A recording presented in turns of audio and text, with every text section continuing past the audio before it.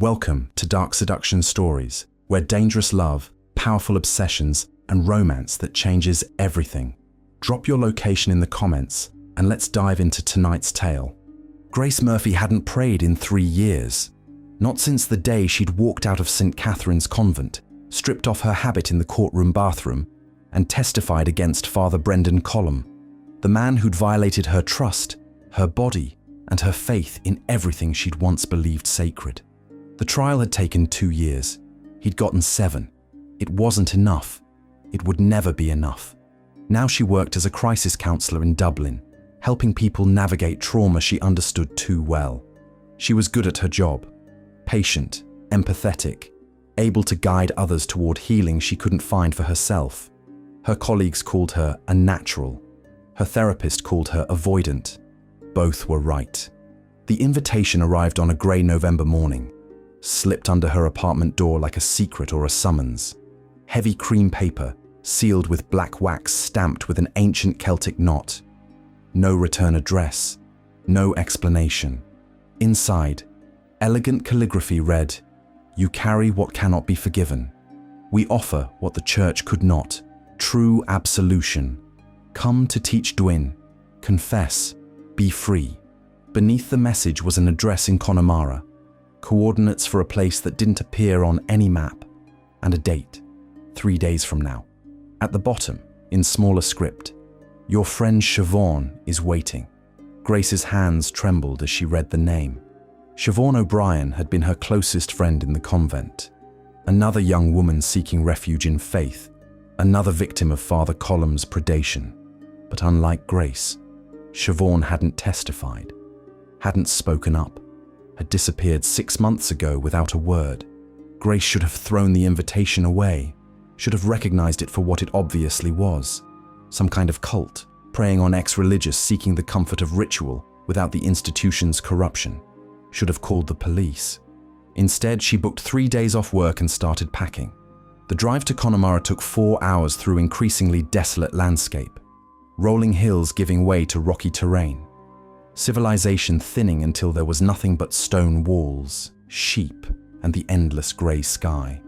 The coordinates led her down a narrow road that didn't appear on her GPS, through a forest of ancient oaks, to a place that seemed to exist outside of time. Teach Dwyn, the Black House in Old Irish, was a monastery that shouldn't have still been standing. Built in the 12th century, it had been abandoned for decades before someone had restored it with careful reverence.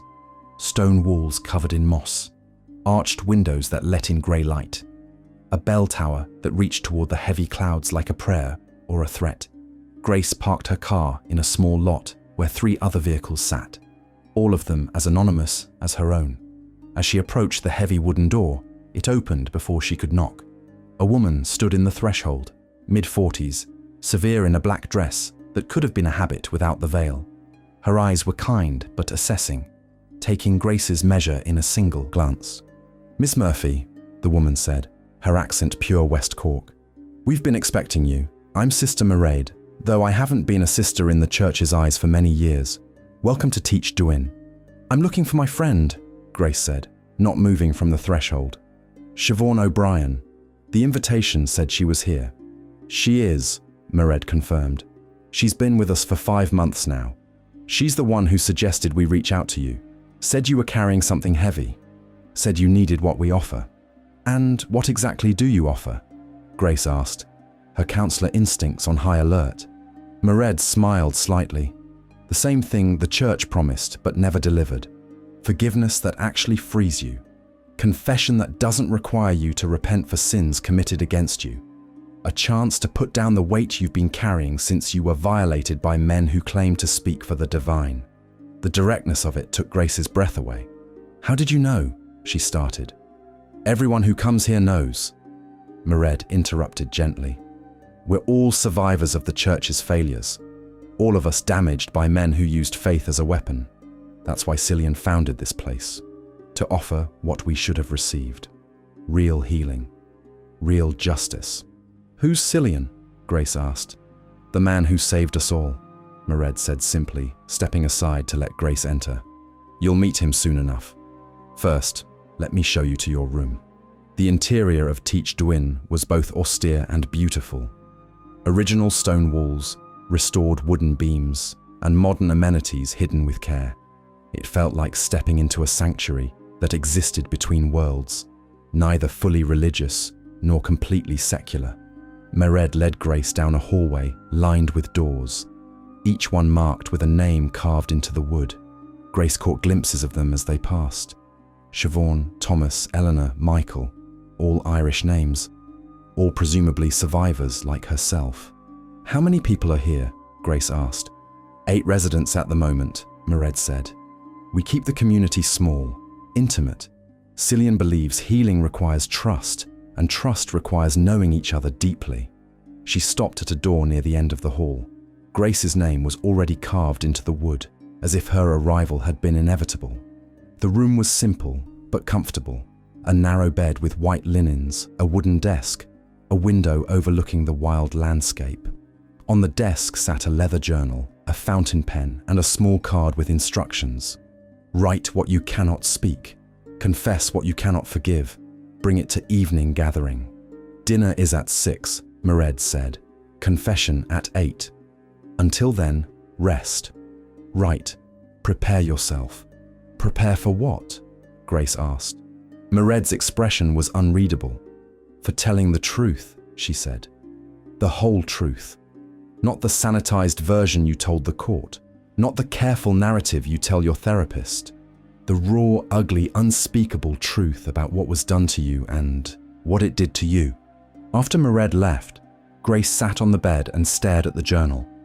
She'd written plenty about her trauma, therapy homework, victim impact statements, the testimony she'd given under oath, but those had all been curated versions, edited for public consumption. This felt different, more dangerous. She opened the journal and began to write. Not the story she usually told. Young woman joins convent seeking purpose. Trusted priest betrays that trust. Justice eventually served. But the real story, the one she'd never spoken aloud, how she'd wanted to be a nun since childhood, had romanticized poverty and obedience and chastity as the ultimate form of devotion. How Father Colum had seemed like a mentor at first, someone who understood her calling. How the abuse had started so gradually she hadn't recognized it. Inappropriate comments, lingering touches, private meetings that felt wrong but were explained away as spiritual guidance. And then the part she'd never admitted to anyone, how part of her had felt special, chosen. How the shame of that feeling was almost worse than the abuse itself. She wrote until her hand cramped, purging 3 years of carefully controlled narrative in favor of messy truth. When she finally looked up, the light outside had shifted to late afternoon. A knock at her door made her jump. "Come in," she called, quickly closing the journal. Siobhan stood in the doorway, and Grace barely recognized her. The nervous, haunted woman she remembered had been transformed into someone radiant, clear-eyed, calm, almost luminous. She wore simple clothing, no makeup, but there was something about her that seemed lit from within. "Grace," Siobhan breathed, crossing the room to embrace her. "I'm so glad you came. I wasn't sure you would." "You disappeared," Grace said, pulling back to study her friend's face. 6 months without a word. "I was worried about you." "I know," Siobhan said, guilt flickering across her expression. "I'm sorry, but I needed this time, needed to heal away from everything. And I couldn't explain what was happening here. You had to experience it yourself." "What exactly is happening here?" Grace asked. Mered mentioned confession, but this isn't, it's not a church. "It's better than the church," Siobhan interrupted, her voice fervent. "Cillian has found a way to actually remove the burden of trauma. Not just process it or manage it, actually take it away. When you confess here, you're not asking for forgiveness from some distant divine entity. You're releasing the pain itself, letting someone else carry it for you. That's not how trauma works," Grace said, her counselor training kicking in. "You can't just transfer it to someone else." "Can't you?" Siobhan asked, her smile knowing. "You'll see tonight. When you confess to Cillian, when you tell him everything you've been carrying, you'll feel it lift, really lift. Not metaphorically, actually." "This sounds like a cult," Grace said, flatly. Siobhan laughed, bright and genuine. I thought the same thing at first, but it's not about control or manipulation. It's about healing, about justice. You'll understand when you meet him. Tell me about him, Grace said, sitting on the bed. This Cillian person.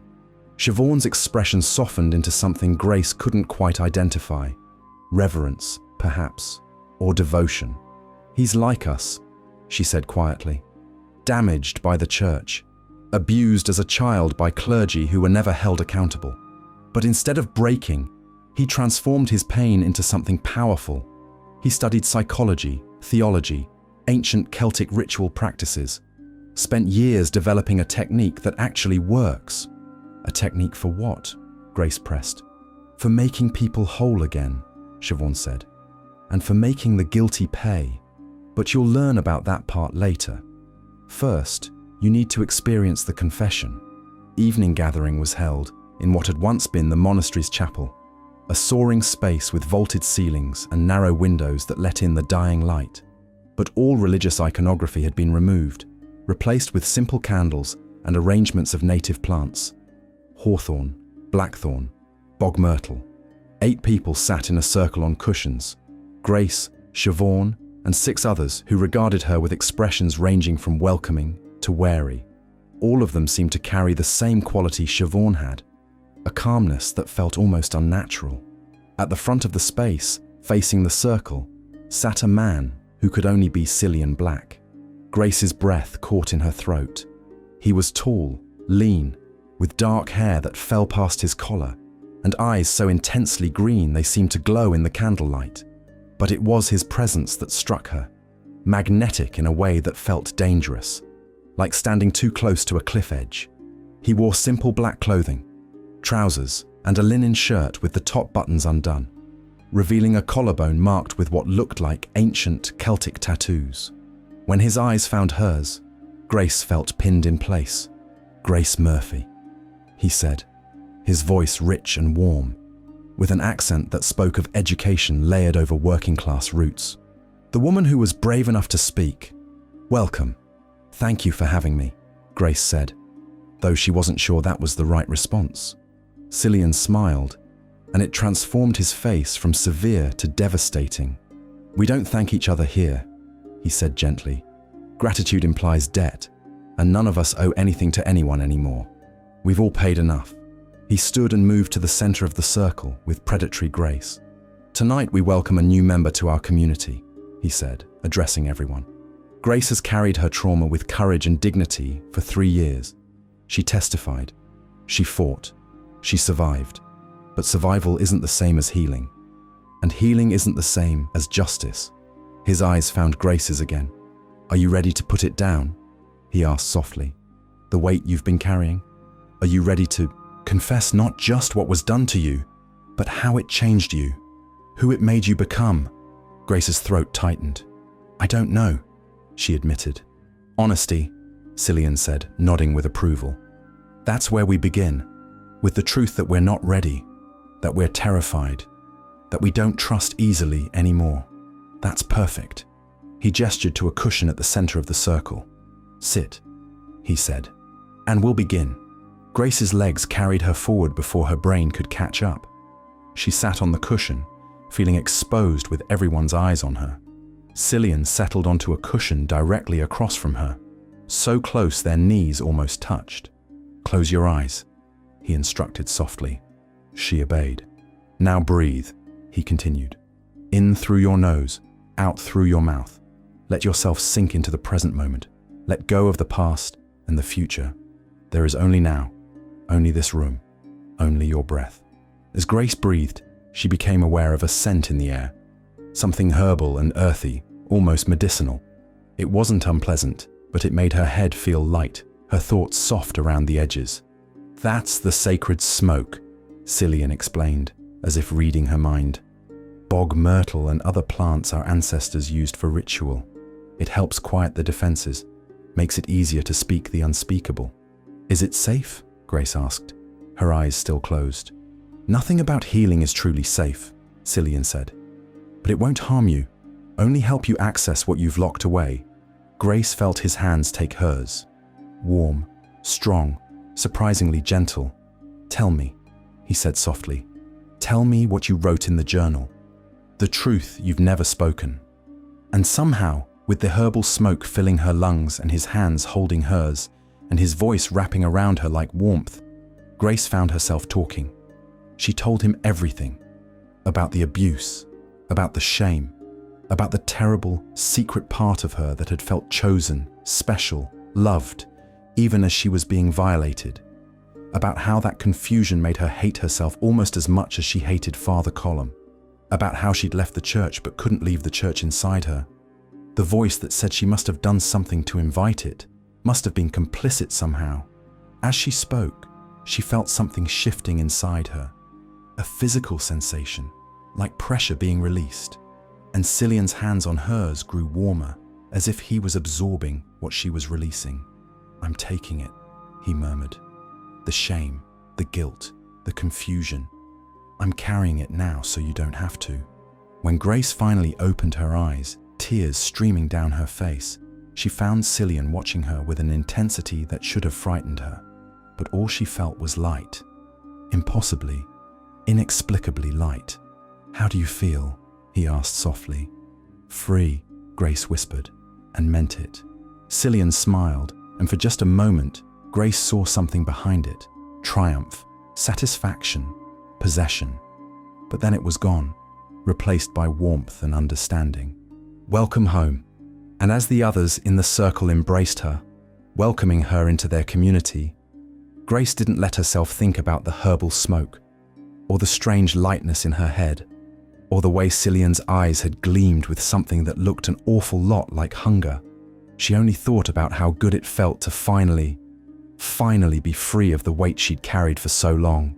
Even if that freedom came with a price she didn't yet understand. Grace woke the next morning, feeling like she'd been reborn. The crushing weight she'd carried since leaving the convent was gone, replaced by a lightness so profound it was almost disorienting. She could breathe fully for the first time in 3 years. Could think about Father Colum without her chest tightening in panic. Could remember the abuse without feeling like she was drowning in shame. It should have felt like a miracle. Instead, it felt like a drug wearing off, and her body already craving more.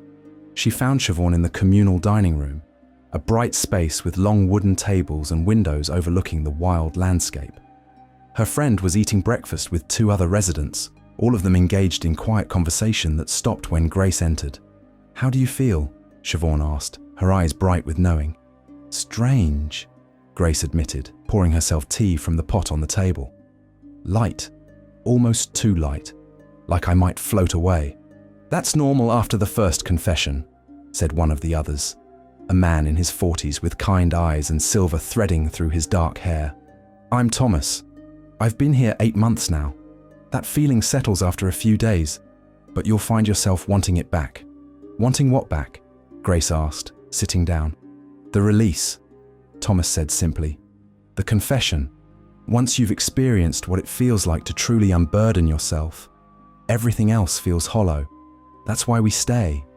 Weekly confessions. Sometimes more often if the weight becomes too much." "You confess every week?" Grace said, surprise coloring her voice. "What's left to confess after the first time?" Siobhan exchanged a look with Thomas, something passing between them that Grace couldn't read. "New things," Siobhan said carefully. "Memories that surface. Feelings that emerge. The healing process isn't linear. Sometimes you think you've dealt with everything, and then something else comes up. Cillian helps us process it all." "And the herbs?" Grace asked. "The smoke from last night, what exactly is in it?" "Bog myrtle, mostly," Thomas said. "And other plants native to Ireland that our ancestors used in ritual. Cillian has studied Celtic healing practices extensively. The compounds in the smoke help lower psychological defenses, make it easier to access buried trauma. It's completely natural." Natural didn't mean harmless, Grace knew from her crisis counselling training. But before she could press further, Mairead appeared in the doorway. "Grace," she said, "Cillian would like to see you in his study.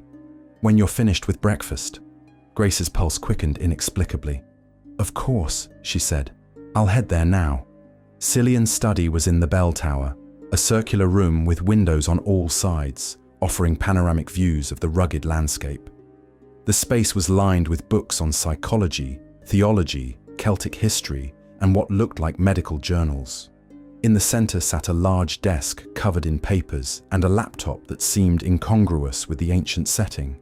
Cillian stood by one of the windows, watching the grey sky. He'd changed from last night's black linen to dark wool trousers and a charcoal sweater that clung to his lean frame. When he turned to face her, Grace felt that same pull she'd experienced during confession. Magnetic, dangerous, irresistible. "How are you feeling this morning?" he asked, gesturing for her to sit in one of the leather chairs by the window. "Lighter," Grace said, settling into the chair, but also confused. "I don't understand how talking about it, even with the herbs, could create such an immediate change." Cillian smiled and poured tea from a pot Grace hadn't noticed. "Because you're thinking of trauma as something psychological when it's actually physiological," he said, handing her a cup. "Trauma lives in the body, in your nervous system, your muscles, your cellular memory. Traditional therapy tries to process it through the mind, which is why it takes years and often doesn't fully work." He sat across from her, close enough that she could see the Celtic patterns tattooed on his collarbone, extending beneath his sweater. "What I do is different," he continued. "The herbs open neural pathways that allow the body to release what it's been holding. And through confession, through speaking the truth in a sacred space, you create a kind of energetic transfer. You give the burden to someone else to carry." "To you," Grace said. "To me," Cillian confirmed. "I've trained myself to receive it, to hold it without being destroyed by it. It's a kind of service, I suppose, taking on the pain of others so they can finally be free." Grace studied him over the rim of her teacup. "That sounds exhausting," she said. "How do you not get crushed under the weight of everyone's trauma?" Something flickered across Cillian's face. Pain, perhaps, or something darker. "I transform it," he said quietly. "I take the pain people give me and I turn it into something else. Something useful. Something that creates justice." "Justice?" Grace repeated. Cillian set down his tea and leaned forward, his green eyes intense. "Grace, what happened to the man who abused you?" "Father Colum?" she said. "He got 7 years. He'll be out in 5 with good behavior." "And do you think that's enough?" Cillian asked. 5 years for destroying multiple lives, for using his position of spiritual authority to violate young women who trusted him.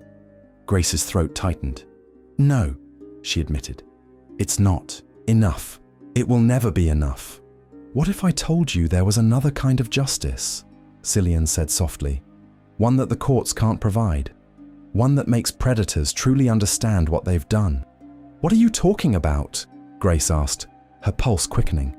Cillian stood and moved to his desk, pulling out a folder. He handed it to Grace, and she opened it with trembling hands.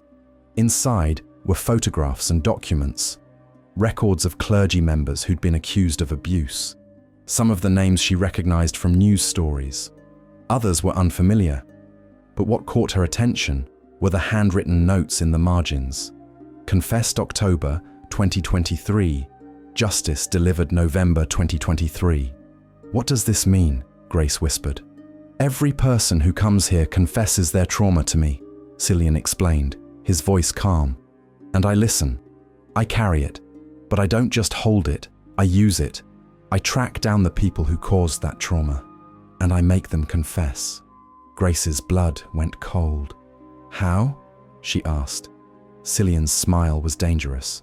"The same herbs that help victims release their pain can also be used to extract truth from perpetrators," he said. "In higher doses, with different preparation, they create a state where lying becomes impossible, where the guilty are forced to confront exactly what they've done, where they experience their victim's trauma as if it were their own." "You're drugging people," Grace said, horror creeping into her voice. "Forcing confessions." "I'm creating accountability," Cillian interrupted. "These men, and they're almost always men, have spent years hiding behind positions of power, using their authority to silence victims. The legal system gives them slaps on the wrist while survivors carry the weight forever. I'm balancing the scales. He moved closer to Grace, kneeling before her chair so they were eye level. What if I could make Father Colum feel everything he did to you? He asked softly. Every moment of fear, every second of shame, every day of the 3 years you've spent trying to heal from what he did. Would that be justice? Grace wanted to say no, wanted to be horrified by what Cillian was suggesting. But the truth was, she'd fantasized about exactly that, about Father Colum understanding, really understanding what he'd done to her. How? She whispered. I invite them here, Cillian said. Under various pretenses, spiritual retreats, research interviews, opportunities for redemption. They come willingly, thinking they're safe. And then I give them the herbs, make them confess everything, record it all. And I use those confessions to destroy them, not physically, but psychologically, professionally, spiritually. I make them face consequences the church never gave them. That's illegal, Grace said weakly. So is what they did, Cillian countered. The difference is, I make sure they actually pay for it. He took Grace's hands, and she felt that same warmth from the confession. Electric, consuming. You don't have to be part of this, he said gently. You can leave right now. Go back to Dublin. Forget everything I've told you. But the weight will come back. The shame, the guilt, the confusion. It will all return because the confession's effects are temporary, without continued treatment. Grace's chest tightened at the thought of carrying that burden again. What are you asking me to do? She said. Stay, Cillian said simply. Become part of our community. Continue the confessions so you can remain free. And help me identify others who need justice. Predatory clergy who are still active, still hurting people. You worked in crisis counseling. You know how to recognize abuse patterns. You could help me find them before they create more victims. You want me to help you hunt abusers, Grace said, the reality of it settling in her chest. I want you to help me stop them, Cillian corrected, to make sure what happened to you doesn't happen to others. Isn't that what you wanted when you testified? To protect people, to make a difference? He was right, and that was the most dangerous part. Grace had testified not just for herself, but for all the women who couldn't, had hoped it would stop Father Colum from hurting anyone else. But 7 years, 5 with good behavior, wasn't enough to guarantee that. I need time to think, Grace said, pulling her hands away from his. Of course, Cillian said, standing. Take all the time you need. Walk the grounds. Talk to the others. They'll tell you what this place has given them, what we've accomplished together. As Grace stood to leave, Cillian caught her hand once more. One more thing, he said softly. Father Colum is up for early release in 6 months. Good behavior. He'll be out by summer, free to go wherever he wants. The church has already accepted him into a rural parish. Somewhere small, where people won't know his history. Somewhere he'll have access to vulnerable people all over again. Grace's blood turned to ice. How do you know that? She asked. I have sources in the church, Cillian said. People who are sympathetic to our cause. People who've been hurt the way we have. They keep me informed. He released her hand and stepped back. Think about it, Grace, he said. Think about what it would mean if Father Colum never made it to that parish. If he confessed everything on camera, undeniable, and faced real consequences for once. Think about all the people he won't be able to hurt if we stop him now. Grace left the tower in a daze, Cillian's words echoing in her head. She walked the monastery grounds for hours, trying to sort through the moral maze he'd presented. What he was doing was wrong, illegal, unethical, dangerous. But was it more wrong than letting predators walk free? More unethical than a system that protected abusers instead of victims? More dangerous than allowing Father Colum access to new victims? She found Siobhan in the garden, tending to herbs growing in neat rows. He told you, Siobhan said without looking up, about the work we do here. He did, Grace confirmed, sitting on a stone bench. How long have you known? Since my 2nd week, Siobhan said, finally meeting her eyes. At first I was horrified, then I was curious, then I was grateful. Do you know what Cillian did for me? Grace shook her head. He found Father Colum's replacement, Siobhan said quietly. The priest who came after him. The one the church moved to our parish thinking no one would notice. Cillian brought him here, made him confess to decades of abuse, recorded everything, then sent the confession to every news outlet in Ireland. The man's career is destroyed. His reputation is destroyed. He'll never hurt anyone again. And you think that's justice? Grace asked. I think it's more than the church ever gave us, Siobhan said fiercely. I think it's more than the courts ever gave us. And yes, I think it's justice. Real justice. The kind that actually protects people. She set down her gardening tools and moved to sit beside Grace. I know it's a lot to process, she said gently. I know it challenges everything we were taught about forgiveness and turning the other cheek. But Grace, those teachings were written by men who never had to face what we faced, who never had to carry what we carry. Cillian offers something different, a chance to actually heal and a chance to make sure others don't have to suffer the way we did. By becoming vigilantes, Grace said. By becoming protectors, Siobhan corrected. There's a difference. That night, Grace lay in bed unable to sleep, feeling the weight beginning to creep back. Not all of it.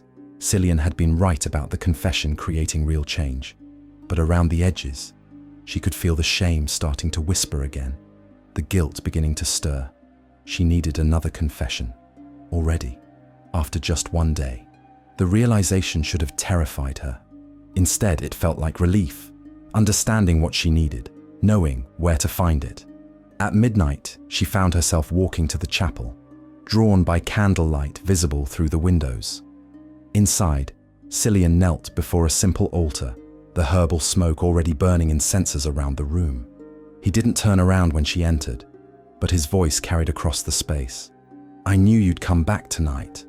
It's starting to return, Grace admitted, moving toward him. The weight, not all of it, but enough to feel it. That's normal, Cillian said, finally standing to face her. The first confession releases the acute trauma, but there are layers beneath. It takes time to peel them all away. He held out his hand. Come, he said softly. Sit with me. Let me carry more of it for you. Grace took his hand, feeling that electric warmth flow between them. As she settled onto the cushion across from him, breathing in the sacred smoke, feeling his presence wrap around her like safety and danger all at once, she understood what was happening.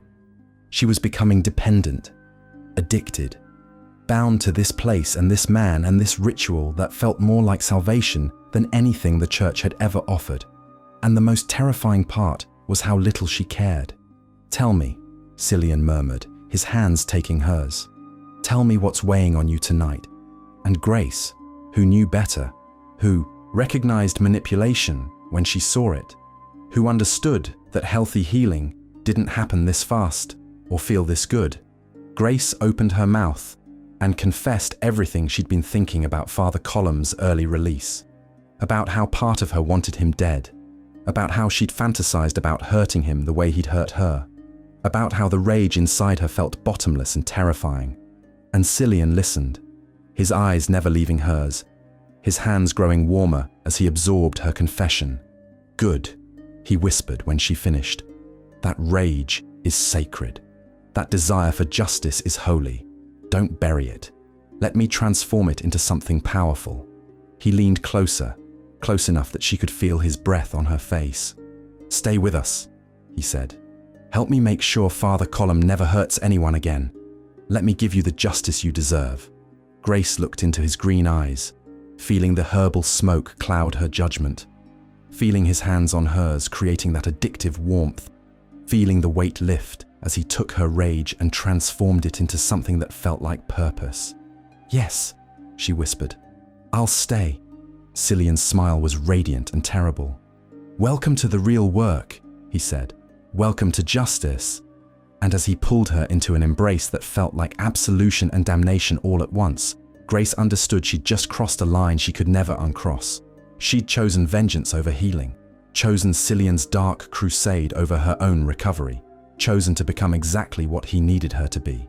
And the most dangerous part was how right it felt. Grace stayed at Teach Duin for 3 weeks before she witnessed her first extraction.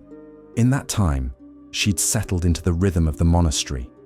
Morning meditation, communal meals, evening confessions that left her feeling lighter and more dependent with each session.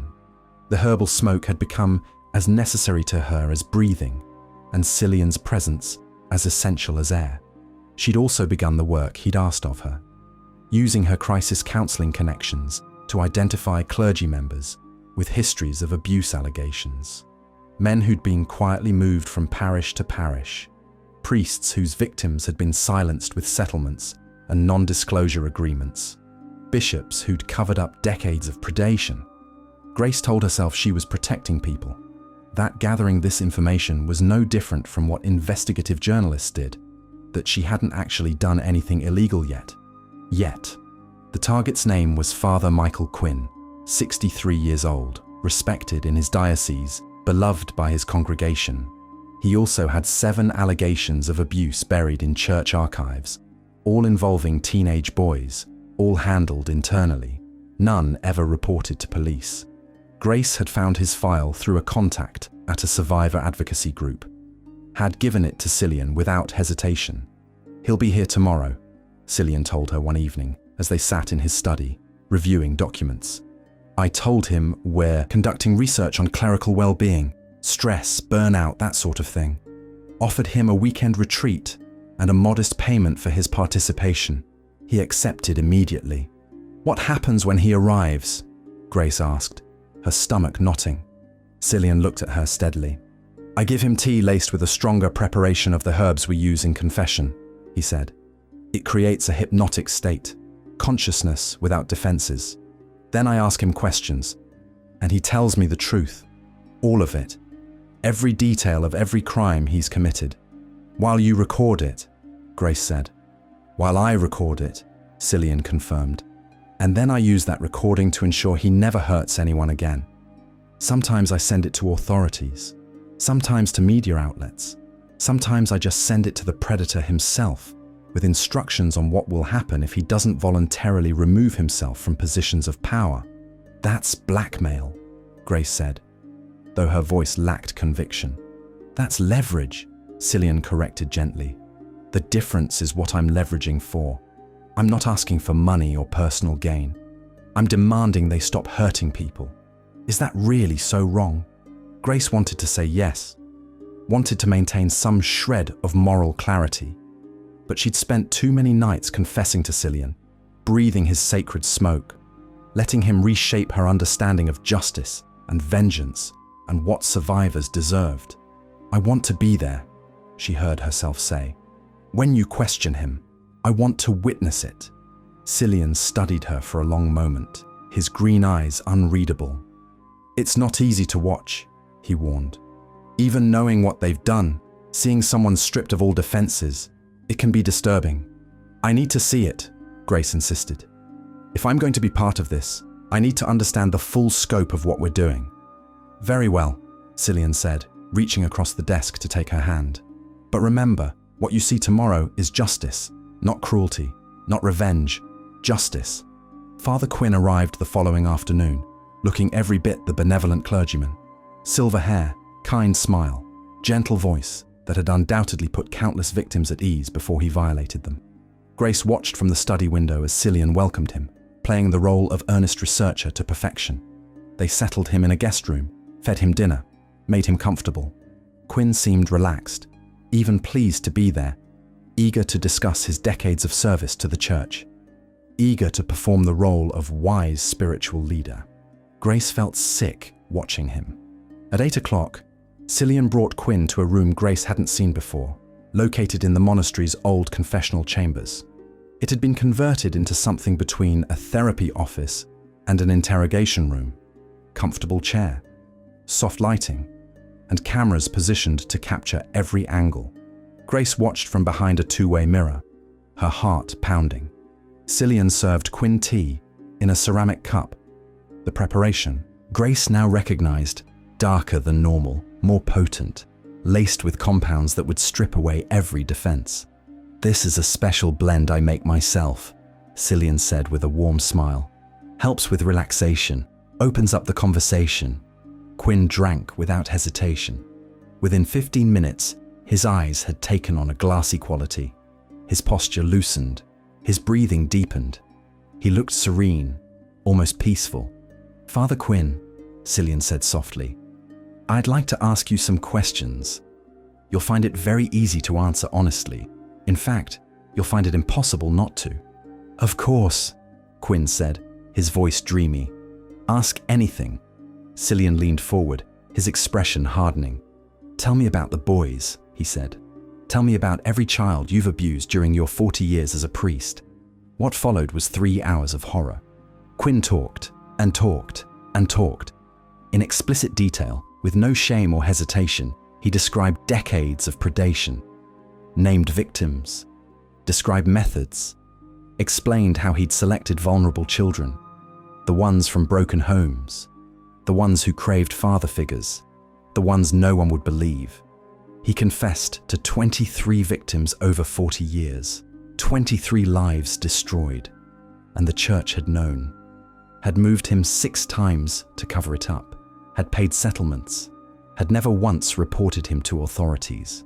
Grace watched through the mirror, tears streaming down her face, rage building in her chest like a living thing. This man had been protected, enabled, allowed to continue his predation because the church valued its reputation more than children's safety. When it was finally over, Cillian gave Quinn another tea, this one laced with compounds that would blur his memory of the session. He'd remember being interviewed, but not what he'd said, not the confession, not the cameras. "Sleep now," Cillian instructed, and Quinn's eyes closed immediately. Grace met Cillian in the hallway, shaking with adrenaline and horror and something that felt disturbingly like satisfaction. "That was," she started, but couldn't find words. "Justice," Cillian finished, pulling her into his study. "That was justice being served in the only way the church will never provide it." He poured them both whiskey with hands that were perfectly steady. "Tomorrow, Quinn will wake up feeling refreshed," he explained. "He'll remember a pleasant interview. He'll thank us and leave. And 2 days later, he'll receive a package containing a copy of his confession and instructions. He'll resign from his position. He'll enter a monastery that accepts disgraced clergy. He'll never have access to children again. And if he refuses," Cillian's smile was cold, "the recording goes public." "How many have you done this to?" Grace asked, downing her whiskey. 37 in 3 years, Cillian said. 37 predators removed from positions of power, hundreds of potential victims protected, all without involving courts that would give them light sentences and sealed records. He moved closer to Grace, his presence overwhelming in the small study. "Now you understand the real work we do here," he said softly. "The confessions from survivors. They give me the strength to do this. They give me the names, the motivation, the righteous fury I need to face these monsters. And people like you, people who understand trauma from the inside, you make it all possible." "What happens if one of them goes to the police?" Grace asked. "Reports being drugged and questioned." "They won't," Cillian said with certainty, "because doing so means admitting what they confessed to, means opening themselves up to investigation. And the compounds I use leave no trace in standard drug screenings. By the time they realize something happened, it's already metabolized." He cupped Grace's face in his hands. "You're part of this now," he said. "Truly part of it. How does it feel?" Grace searched her conscience for horror or guilt and found instead a grim satisfaction. "It feels right," she admitted. "It feels like we're actually doing something while everyone else just talks about reform." "Exactly," Cillian murmured, his thumb tracing her cheekbone. "We're warriors, Grace. Protectors. The church created monsters. We're the ones brave enough to stop them." That night, Grace had her evening confession with Cillian. She told him about the satisfaction she'd felt watching Quinn's interrogation, about the darkness in her heart that wanted to hurt people who hurt children, about how she no longer recognized the woman she'd been before coming here. "You're becoming who you were always meant to be," Cillian said, his hands warm on hers as the sacred smoke curled around them. "The church taught you to suppress your righteous anger, to forgive the unforgivable, to turn the other cheek while predators continued their work. I'm teaching you to reclaim that anger, to use it, to transform it into something powerful. His face was inches from hers now, close enough that she could feel his breath. "You're extraordinary, Grace," he whispered. "Strong and brave and beautiful in your rage. I've been waiting for someone like you." When he kissed her, it felt inevitable, like confession and absolution rolled into one. Grace kissed him back, tasting the herbs on his lips, feeling the boundary between healer and patient dissolve completely. She knew it was wrong, knew he was manipulating her through the herbs and the confessions and the seductive logic of his crusade, knew she should leave before she became more entangled, but she also knew she couldn't. The confession ritual had become as essential as breathing, and Cillian had become the center of a world that finally made sense. Over the following weeks, Grace became Cillian's right hand. She identified targets, helped plan extractions, witnessed confession after forced confession. And with each one, her moral boundaries eroded a little more. But she also began noticing things that didn't quite add up. The other residents at Teach Duin had changed since she'd arrived, becoming quieter, more withdrawn. Siobhan seemed distant, often staring into space with blank eyes. Thomas had developed a tremor in his hands that he tried to hide, and Eleanor, who'd been vibrant when Grace first met her, now spent most of her time in her room. "They're just processing," Cillian explained when Grace asked. "The work we do here is heavy. Sometimes people need to retreat inward for a while." But Grace's counseling instincts told her something else was happening. She started paying closer attention during evening confessions. Started noticing that people sometimes confessed to things they'd confessed to before, telling the same stories with slightly different details, as if their memories were becoming confused. One night, Siobhan confessed to being abused by Father Colum, but the details she gave didn't match what she'd told Grace years ago in the convent. The timeline was different. The locations were different. Some of the incidents Siobhan described had actually happened to Grace, not to her. Grace approached Cillian about it the next morning. "I think something's wrong with Siobhan's memory," she said carefully. "She's confusing her experiences with mine." Cillian didn't seem concerned. "That's not uncommon with trauma," he said. "Survivors often internalize each other's stories, especially in close communities like this. It's a form of empathy." "Or the herbs are affecting long-term memory," Grace said, voicing the fear that had been growing. Cillian's expression hardened slightly. "The herbs enhance recall, not damage it," he said firmly. "Everything I use has been carefully researched and tested." "Tested on whom?" Grace pressed. "Cillian, these are powerful psychoactive compounds. We're using them multiple times a week. Have you studied the long-term effects?" "I've studied enough to know they're safe when used properly," Cillian said, his voice taking on an edge Grace had never heard before. "And I've seen enough healing happen in this place to know the benefits far outweigh any minimal risks." He moved closer, softening his approach. "Grace, you're questioning this because you're starting to care about the people here. That's good. That means you're part of the community, but you need to trust me. I would never do anything to harm the people who've trusted me with their pain." "Then let me see the research," Grace said. "Let me understand exactly what these compounds do." Cillian studied her for a long moment, his green eyes calculating. "Very well," he said finally. "Come to my study tonight after evening confession. I'll show you everything."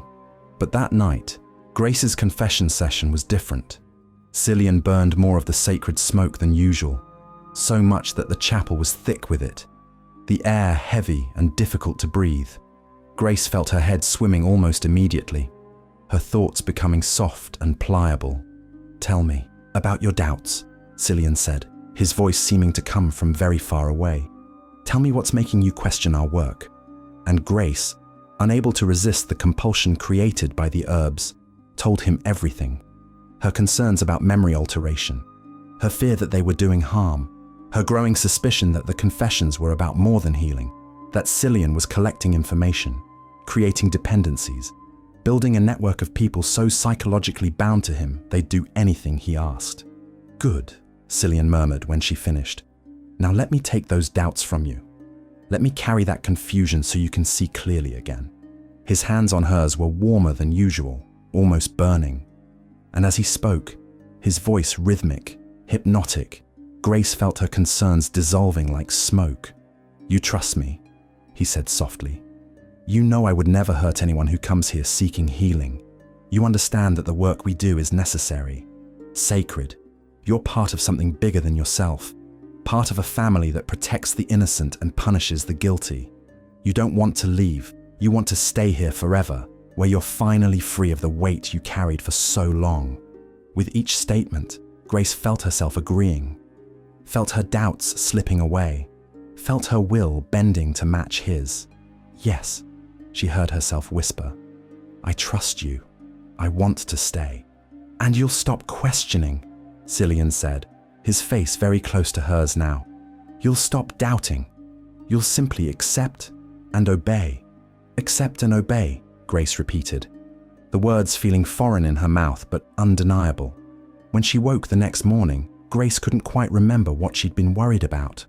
Siobhan's memory confusion seemed less concerning in the light of day. Her doubts about the herbs felt silly. Of course they were safe. Cillian would never harm anyone.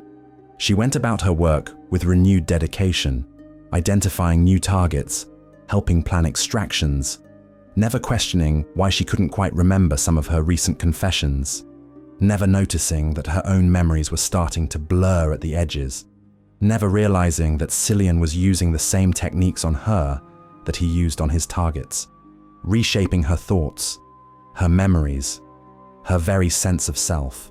She was becoming exactly what he needed her to be: loyal, unquestioning, completely devoted to him and his cause, his perfect weapon, his dark confessor, his creation. And Grace Murphy, who'd once been strong enough to testify against her abuser, had no idea she was losing herself one confession at a time. 2 months after arriving at Teach Duin, Grace could no longer remember why she'd ever doubted Cillian. The monastery had become her entire world. The sacred smoke as necessary as oxygen, evening confessions as essential as heartbeats. Cillian's presence the gravitational center around which everything else orbited. She'd stopped thinking of herself as Grace Murphy, former nun, former crisis counselor. She was simply Grace, Cillian's partner, his confessor, his instrument of justice. She'd helped identify 17 targets in those 2 months, had witnessed 12 extractions, had watched men confess to decades of abuse, their defenses stripped away by the herbs, their crimes recorded for posterity and leverage. And with each confession she witnessed, Grace felt more certain they were doing sacred work. The survivors at Teach Duin had become her family, 8 souls bound together by shared trauma and Cillian's healing. That some of them seemed increasingly hollow didn't concern her anymore. That their memories sometimes contradicted each other felt natural. Trauma was complicated, messy, fluid. That they all spoke of Cillian with the same reverent devotion seemed right. He'd saved them after all, given them purpose when the church had given them only pain. Grace had also become Cillian's lover, though the word felt inadequate for what existed between them. Their connection was deeper than physical, woven through confession and sacred smoke, and the shared mission of their dark crusade. He knew every secret she'd ever confessed. She knew the weight he carried from absorbing everyone's trauma. They were bound in ways that transcended ordinary relationship categories. "You've transformed completely," Cillian told her one evening as they lay together in his room in the tower, windows open to the wild Irish night. "When you first arrived, you were still carrying so much church conditioning, so much guilt and doubt.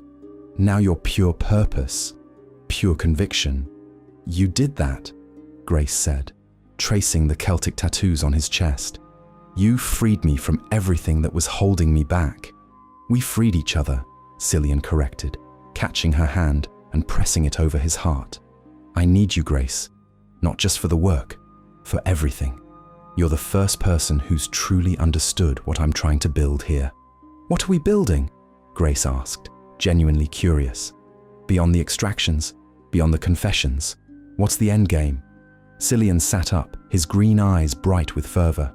"A network," he said, "of survivors who've been transformed into protectors, people in every city, every diocese, every institution where abuse happens. all of them connected through confession, all of them loyal to our cause. We'll create a shadow church, one that actually protects the vulnerable instead of the powerful."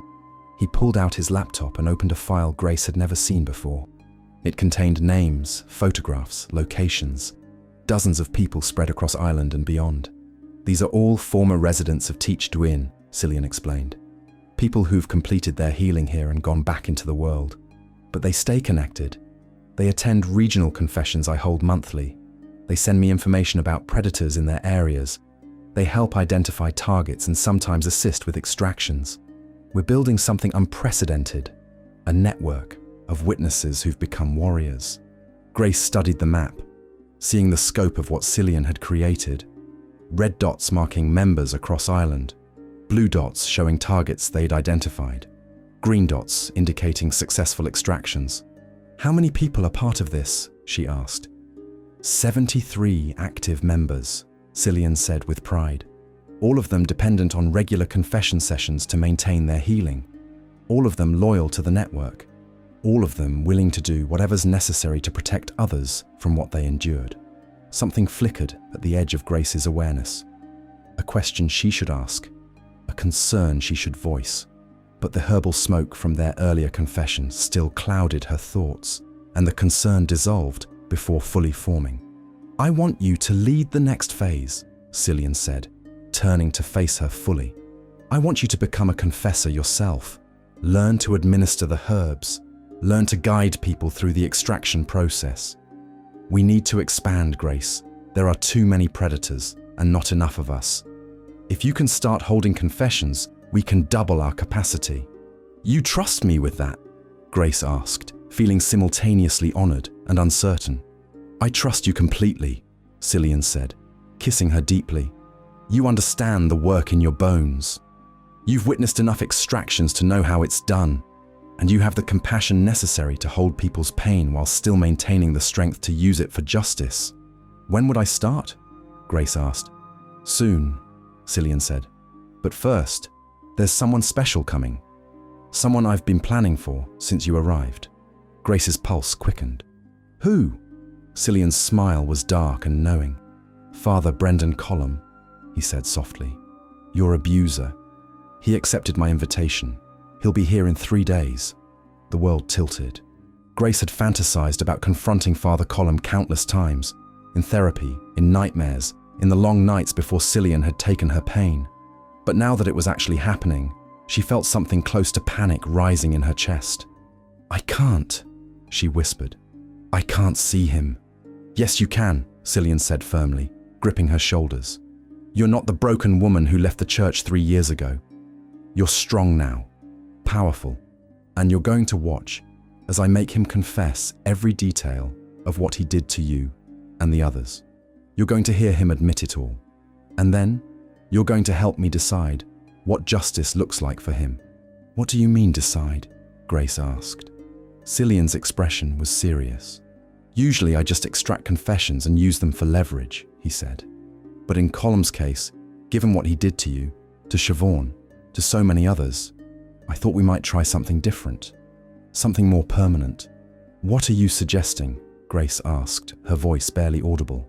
"There are compounds I've been researching," Cillian said carefully, "derived from the same plants we use for confession, but much stronger. In high enough doses, they don't just extract truth, they break the mind completely, create permanent psychological damage. The person appears to have had a psychotic break. Untreatable, irreversible." Grace stared at him, trying to process what he was proposing. "You want to destroy his mind." "I want to give him what he deserves," Cillian corrected. "He destroyed lives. Why should he get to keep his sanity? Why should he get early release and a new parish where he can start over? This way, he spends the rest of his life in psychiatric care, unable to hurt anyone, unable to even remember who he was." "That's murder," Grace said. "Not physically, but..." "It's justice," Cillian interrupted. "Real, permanent, undeniable justice. But I won't do it without your consent. He hurt you most of all. You should decide what happens to him." He took her hands, his eyes intense. "Think about it," he said. Take the next 3 days and really think about what you want, what justice would mean to you. And then tell me. Whatever you decide, I'll support. Grace spent the next 3 days in turmoil, attending confessions that should have calmed her, but only intensified her confusion. Part of her recoiled from what Cillian was suggesting, but another part, the part that had been growing since she arrived at Teach Duin, wanted exactly what he described. Wanted Father Colum destroyed. Wanted him to suffer the way she'd suffered. Wanted permanent, irrevocable justice that the courts would never provide.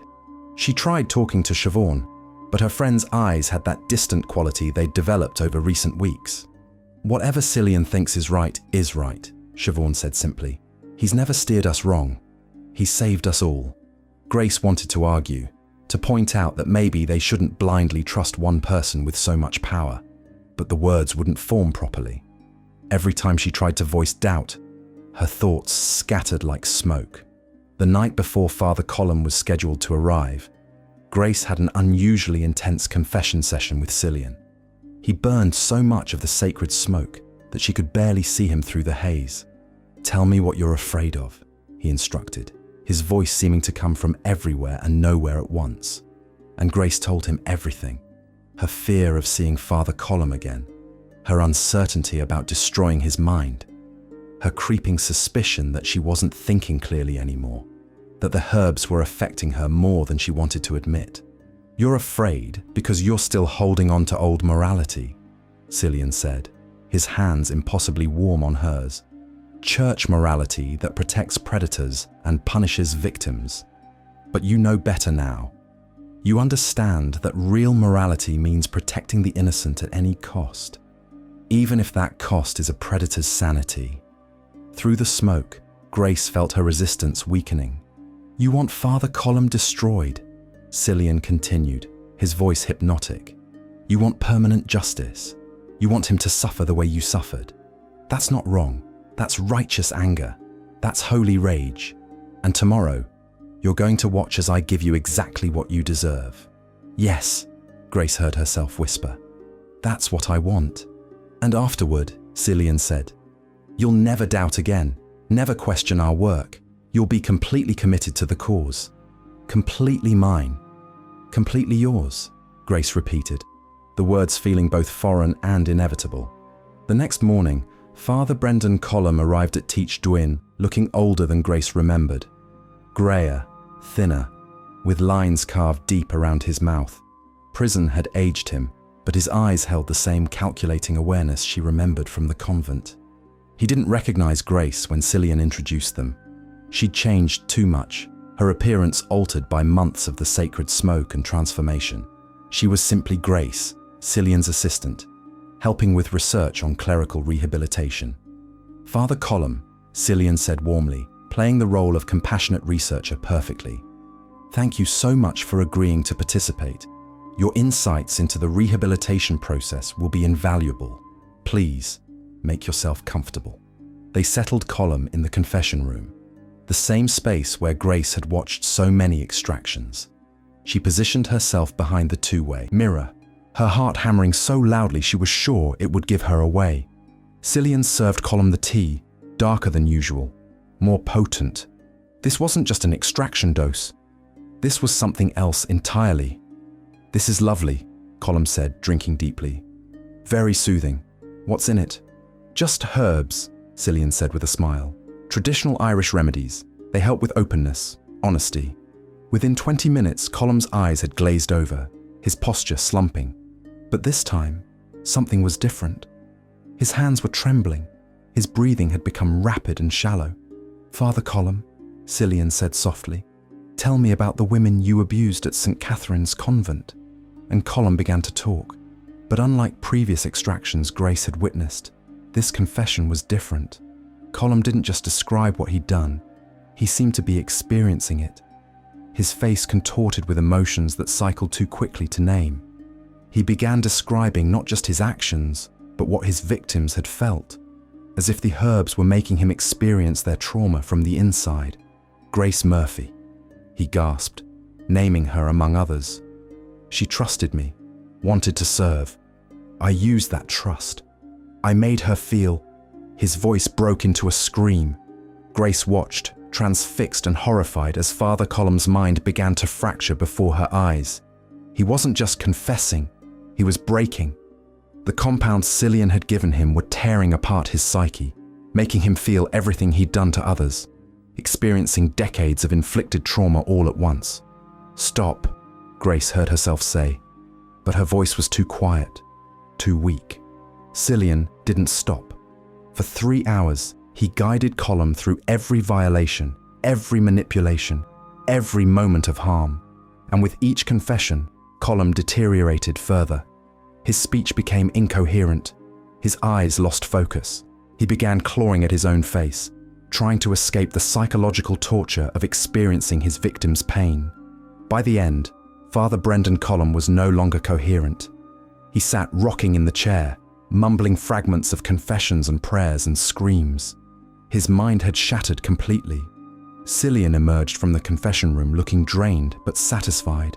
He found Grace in the hallway, leaning against the wall, tears streaming down her face. "It's done," he said softly. "Justice is served. He'll be found wandering the grounds in an hour, completely catatonic. The authorities will take him to psychiatric care. He'll never stand trial for early release. He'll never hurt anyone again." "What have we done?" Grace whispered. "We've protected people," Cillian said firmly, taking her face in his hands. "We've delivered justice that the courts never would. You should feel proud, vindicated, free." But Grace didn't feel free. She felt sick, felt like she'd just crossed a line so fundamental there was no returning from it. "Come," Cillian said, guiding her toward the chapel. "You need a confession. You need to release what you're feeling. Let me carry this. Wait for you." And Grace, too shattered to resist, followed him into the smoke-filled chapel. As Cillian held her hands and murmured his hypnotic instructions, as the sacred smoke clouded her thoughts and dissolved her horror, Grace felt the last remnants of her resistance crumbling. She'd wanted this, had chosen this, had watched Father Colum's mind shatter, and felt satisfaction beneath the horror. She was becoming exactly what Cillian had been creating all along, a weapon wrapped in righteousness, convinced that destruction was justice, so psychologically dependent on the confessions that she'd do anything to keep receiving them. "You're perfect," Cillian whispered, as she sank deeper into the herbal trance. "My dark confessor, my partner in this sacred work. Tomorrow we'll begin training you to lead confessions yourself. And together, we'll expand this network until every predator in Ireland faces the justice they deserve." "Yes," Grace heard herself agree. "Whatever you need." And as the smoke swirled around them, as Cillian reshaped her memories of Father Colum's destruction into something she could live with, Grace Murphy ceased to exist. In her place was someone new, someone who believed that breaking minds was justice, that manipulation was healing, that Cillian's crusade was sacred rather than sick. She'd become his masterpiece, his creation, his perfect weapon against the world that had hurt them both. And she had no idea how completely she'd been transformed. The truth came to Grace in fragments, like memories surfacing through deep water. It started 3 weeks after Father Colum's destruction, when Grace was learning to prepare the sacred smoke herself. Cillian had given her access to his study, to the botanical texts and chemical journals that documented his research. She was supposed to be memorizing dosages and preparation methods. Instead, she found a locked cabinet she'd never noticed before. The rational part of her, the part that had been systematically eroded by months of confession and smoke, told her to leave it alone. But something else, some buried instinct she'd thought was gone, made her search Cillian's desk until she found the key.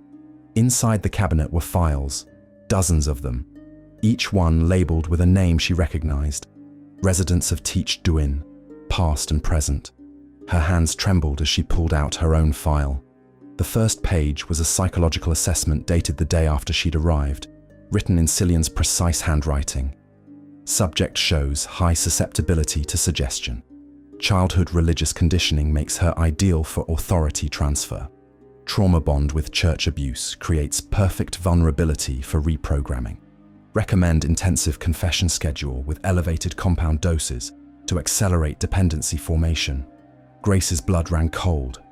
She flipped through more pages, detailed notes on every confession she'd given, tracking how her memories shifted, how her resistance weakened, how her moral boundaries eroded, and interspersed throughout were chemical formulas and dosage calculations. One entry made her hands shake so badly she nearly dropped the file. Day 47. Subject now confusing her own abuse memories with those of other residents. Memory reconsolidation protocol working as expected. By day 60, should be unable to distinguish authentic memories from implanted ones. Subject becoming ideal candidate for confessor training once original personality fully suppressed. The room tilted. Grace grabbed another file at random, Siobhan's. Inside were the same kinds of notes, the same calculations. But what made Grace's stomach turn was a highlighted section near the back. Subject's original abuse story. Inappropriate comments from parish priest. No physical contact. Amplified through confession to full sexual assault narrative, matching Murphy's experience. Subject now believes fabricated memories as authentic. Increased trauma response makes her more valuable for recruitment narratives. Siobhan hadn't been abused by Father Colum, at least not the way she remembered.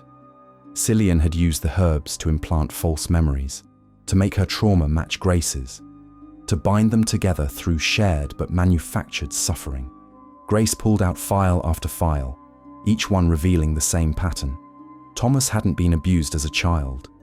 He'd been a lonely academic who'd come to a spiritual retreat and been systematically broken down and rebuilt. Eleanor's abuse had been real, but Cillian had amplified it through suggestion until her memories were so distorted she could barely function without daily confessions. Every person at Teach Duin had been manipulated, their memories altered, their personalities reshaped, all of them turned into dependent, loyal instruments of Cillian's crusade. And then Grace found the file that destroyed everything. It was labeled simply, See Black Personal History. Inside was Cillian's own story, but not the version he'd told them. Not the tale of childhood abuse by clergy that had motivated his mission. The truth was simpler and more chilling. Cillian Black had never been abused by the church.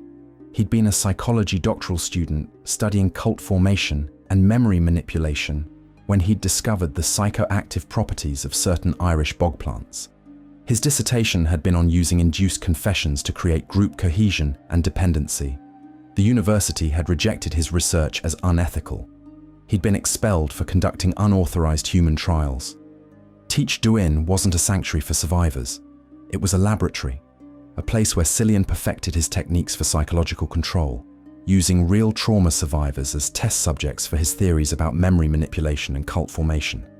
The predators he'd extracted confessions from were real. Their crimes were real. But Cillian's motivations had nothing to do with justice. He was building a network of psychologically controlled individuals, a private army of people so dependent on his confessions that they'd do anything he asked. And the extractions, the recordings, those weren't being used just to force predators out of positions of power. Grace found a separate folder labeled Leverage Assets. Inside were detailed plans for blackmailing not just abusive clergy, but politicians, business leaders, anyone with power and secrets. Cillian was building a blackmail empire, and his network of traumatized, memory-altered followers were the tools he'd use to expand it. Find something interesting? Cillian's voice came from the doorway. Grace spun around, the files scattering across the floor. He stood there calmly, holding 2 cups of tea, the sacred brew that had been used to reshape her mind for months. I wondered when you'd look, he said, setting the cups down. You've been showing signs of breakthrough for a few days now. The conditioning's starting to crack. It happens sometimes around the 3-month mark. That's why I was preparing to increase your dosage. Everything you told us was a lie, Grace said, her voice shaking. You were never abused. This whole place is just an experiment. Not an experiment, Cillian corrected, moving closer. An evolution. I'm creating something unprecedented. A network of completely loyal followers who believe in their mission with religious fervor. The fact that their memories have been adjusted to strengthen that belief is just practical psychology. You destroyed our minds, Grace said, backing away. You implanted false memories, made us dependent on poison. I gave you purpose, Cillian interrupted. I took broken people carrying real trauma and transformed them into warriors. Yes, some of your memories have been enhanced or modified to create stronger bonds between you, but the core truth remains. You were all hurt by systems of power that protected abusers. I simply refined your trauma into something useful. Father Colum, Grace whispered. The extraction, you made me watch you destroy his mind as part of my conditioning. I gave you closure, Cillian said. Real, permanent closure that therapy never could. And yes, it also solidified your loyalty by making you complicit in something irreversible. That's how true belief is forged, through shared transgression. He picked up one of the teacups and offered it to her. Drink, he said softly. We'll have a confession session. I'll help you process this revelation. By tomorrow, you'll understand that what I'm doing is necessary, that the manipulation is justified by the results. You'll be at peace again. Grace stared at the cup, the same tea she'd been drinking for months, the same poison that had been slowly erasing who she was. What if I refuse? She asked. Cillian's smile was sad. Then the dependency will destroy you, he said simply. You've been taking the compounds for 3 months, Grace. Your neurochemistry has adapted to them. Stop now, and you'll experience withdrawal so severe it will feel like your mind is tearing apart. The trauma I've been helping you manage will come flooding back all at once, amplified by the chemical imbalance. You'll be non-functional within days, possibly suicidal. He set the cup down on the desk between them. So, you have a choice, he continued. Drink, and I'll help you integrate this knowledge into a narrative you can live with. Continue as my partner, doing work that actually matters, living with purpose, even if that purpose is built on manipulation. Or refuse, try to leave, and spend whatever's left of your sanity suffering through withdrawal and unmanaged trauma. There's a third option, Grace said, her voice steadier than she felt. I go to the authorities, tell them everything, expose what you've done here. Cillian laughed softly. And tell them what? That I've been using herbal compounds to help trauma survivors? That I've extracted confessions from predators? Confessions that are entirely true and recorded with their apparent consent?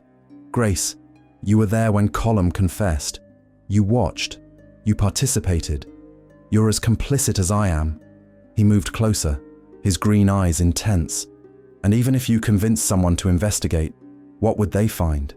A community of willing residents who will all testify that I saved them. Herbal preparations that contain nothing illegal. And 73 people across Ireland who will swear I'm a healer, not a manipulator, because that's what they genuinely believe. That's how good my work is. Grace felt the walls closing in. He was right. She was trapped. Chemically dependent, morally compromised, with memories so altered she couldn't even trust her own mind. Why are you doing this? She whispered. What's the endgame? Power, Cillian said simply. Real power. Not the kind that comes from positions or titles, but from having a network of absolutely loyal followers who'll do anything I ask. People in positions throughout society, counselors, social workers, activists, all of them psychologically bound to me. I'm building something that will outlast me, a shadow organization dedicated to my vision of justice. He picked up the teacup again. And you're going to be at the center of it, he said. My dark confessor, my partner, training new members, expanding the network. Because despite everything you've just learned, you know you can't function without the confessions, without me. Grace looked at the tea, then at Cillian, then at the scattered files documenting her own psychological destruction. Every choice led to damnation. Drink and remain his puppet. Refuse and descend into madness. Expose him and destroy herself in the process. But there was something Cillian hadn't considered. Grace had been learning to prepare the compounds, had access to his botanical library, knew which plants could be pushed from psychoactive to lethal with minor modifications. She picked up the teacup, feeling its weight in her hand. You're right, she said softly. I can't leave. Can't function without the confessions. Can't undo what you've done to my mind. She raised the cup to her lips. "But I can make sure you never do this to anyone else," she said, and threw the scalding tea in his face. Cillian staggered back, cursing, temporarily blinded. Grace grabbed the files, all of them, and ran from the study. She knew she had minutes at most before he recovered, knew the withdrawal would start soon, that her mind would begin to fracture without the compound stabilizing it. But she also knew where Cillian kept his master supply of the herbs, the concentrated compounds he used for extractions. Grace ran to the preparation room, her hands shaking as she gathered the most potent preparations. Enough to destroy his entire supply. Enough to make sure no one else would be transformed the way she had been. She heard footsteps on the stairs. Cillian, recovered and coming for her. Grace made her choice. She set fire to the preparation room, all the herbs, all the compounds, all the research. Then she gathered the residents, Siobhan, Thomas, Eleanor, all of them, and forced them out of the monastery despite their confused protests. "We have to leave," she told them, even as her own withdrawal was beginning. Hands trembling, thoughts scattering, the weight of unprocessed trauma starting to return. "He's been lying to us, controlling us. We have to get away." But even as she said it, she saw the truth in their faces. They didn't want to leave, couldn't leave. The dependency Cillian had created was too strong. Siobhan was already turning back toward the burning monastery, drawn to Cillian, even as smoke poured from the windows. "No," Grace said, grabbing her friend's arm. "Siobhan, please. He's been manipulating us." "He saved us," Siobhan said, her eyes desperate. "Whatever he did, he saved us. We need him." And Grace understood then that she was alone in her revelation. The others were too far gone, too dependent, their memories too thoroughly altered to accept the truth. She watched as, one by one, they returned to the burning monastery, drawn to Cillian like moths to flame. Grace could have followed them, could have gone back to the smoke and the confessions and the comfortable lies, could have let Cillian reshape her memories until she forgot this moment of clarity. Instead, she walked away, down the narrow road through the ancient forest, away from Teach Duin and everything it represented, away from the only relief she'd known in 3 years. The withdrawal hit her before she reached her car. Massive, overwhelming, exactly as Cillian had promised. Grace collapsed beside the road, convulsing as her neurochemistry rebelled against the absence of the compounds. All the trauma Cillian had been managing came flooding back. Father Colum's abuse, but also the horror of watching his mind destroyed, the guilt of helping identify targets, the complicity in psychological torture disguised as justice. She might have died, there on that lonely Irish road, if a farmer hadn't found her hours later, rushed her to hospital, saved her life, even as her mind was tearing itself apart. The physical recovery took weeks. The psychological recovery, if it could be called that, would take much longer. Grace told the authorities everything about the herbs, the memory manipulation, the extraction sessions, Father Colum's destruction. She gave them the files she'd managed to save. But Cillian had been right about one thing. By the time investigators reached Teach Duin, he was gone. The monastery was empty, the fire having destroyed most of the evidence. And the residents, they'd scattered to the wind, protected by their altered memories and unwavering belief in their savior. The investigation stalled. Without physical evidence of the compound's effects, without witnesses willing to testify against Cillian, there was nothing to prosecute.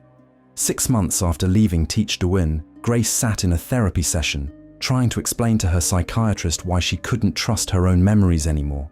"I don't know what's real," she said, staring at her hands. "I remember Father Colum's abuse, but how much of that memory has been enhanced by Cillian's suggestions? I remember feeling righteous watching predators confess. But was that really me? Or a person Cillian created? I don't know where I end and his manipulation begins." "That's what trauma and manipulation do," her therapist said gently. "They make us question everything. But you got out, Grace. You recognized what was happening, and you escaped. That took tremendous strength." But Grace knew the truth. She hadn't really escaped. She still craved the confessions, still woke up sometimes reaching for the sacred smoke that had poisoned and transformed her, still carried the moral weight of the things she'd done under Cillian's influence. And somewhere out there, Cillian was building again, creating new sanctuaries for survivors, recruiting new followers, expanding his network of psychologically controlled believers. Grace knew because she'd started receiving messages from Siobhan, from Thomas, from others in the network, invitations to return, promises of relief from the burden she carried, assurances that Cillian forgave her betrayal and wanted her back. The most recent message had arrived that morning. We're opening a new sanctuary. In the West, we need a dark confessor. Come home, Grace. Come back to purpose. Come back to family. Come back to peace. Grace stared at the message for a long time, her finger hovering over the delete button. She should delete it, should block the number, should focus on healing in ways that didn't involve psychoactive compounds and memory manipulation. But part of her, the part Cillian had created, the part that would always exist now, wanted to go back, wanted the relief of confession, the purpose of the crusade, the terrible comfort of believing that destruction could be justice if you just changed how you defined the words. Grace deleted the message, but she didn't block the number, because she understood now what Cillian had known from the beginning. Once you've taught someone to see the world through a certain lens, once you've reshaped their understanding of right and wrong, they can never fully return to innocence. She'd escaped Teach Duin, but she'd never escaped what she'd become there. Some nights she dreamed of the chapel, of sacred smoke and Cillian's hypnotic voice, and the feeling of being completely understood and completely controlled at once. Some nights, she woke up with the taste of the herbal tea on her tongue, and her hand reaching for a phone to text coordinates she'd memorized but never written down. And some nights, the worst nights, she wondered if Cillian had been right all along. If comfortable manipulation wasn't better than uncomfortable freedom. If purpose built on lies wasn't more meaningful than aimless truth. The phone buzzed with a new message. Still waiting. Still hoping. The confession room is always ready. Your family is always here. Come home. Grace stared at the message, her finger hovering between delete and reply. She'd fought so hard to escape, had suffered through withdrawal and investigation, and the slow reconstruction of a self she could barely recognize. But the craving never stopped. The need never died. And Grace understood with terrible clarity that this was Cillian's final victory. She would spend the rest of her life resisting the pull back to his confessional, back to his smoke, back to the dark purpose he'd taught her to crave. Some addictions you can break, some dependencies you can overcome, but the addiction to meaning, to believing your suffering serves a higher purpose, that's the one that never lets go. Grace didn't reply to the message, didn't delete it either. She simply saved it with all the others, a digital breadcrumb trail back to the place that had destroyed and remade her. Just in case the burden became too heavy again. Just in case she decided that being Cillian's dark confessor was better than being nothing at all. The most insidious form of control, she'd learned, wasn't the kind that kept you captive. It was the kind that set you free and made you want to return, again and again and again, forever.